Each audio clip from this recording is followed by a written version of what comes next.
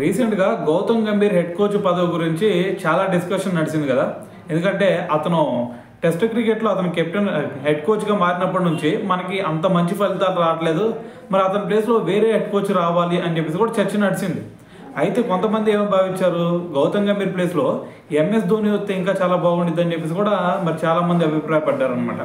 అయితే ఇప్పుడు దీని గురించే ఆకాష్ చోప్రా తన యూట్యూబ్ ఛానల్లో కొన్ని స్టేట్మెంట్లు ఇచ్చాడనమాట. ఏమన్నాడు అంటే, ఇప్పుడు మీరు ఎంఎస్ ధోని ఈ హెడ్ కోచ్ పదవి చేపడతాం అనేది నాకైతే చాలా అసాధ్యం అనిపిస్తుంది.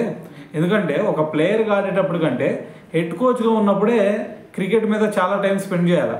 సో మరి దాదాపు మరి సంవత్సరం మొత్తం కూడా వాళ్ళ ఫ్యామిలీకి దూరంగా ఉండే విధంగా వాళ్ళు ప్లాన్ చేసుకోవాలా. సో ఇదైతే ధోని చేస్తాడని అయితే నేను అనుకోవట్లేదు.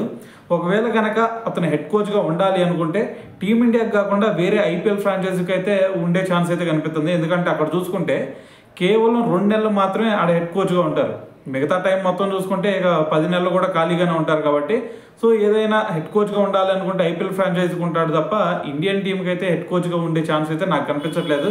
మరి ఒకవేళ కనుక హెడ్ కోచ్గా ఉండాలి అనే డెసిషన్ కనుక తీసుకున్నాడు అంటే ఇది నిజంగా ఆశ్చర్యపోవాల్సిన విషయం అని చెప్పేసి ఒక స్టేట్మెంట్ ఇచ్చాడు అనమాట.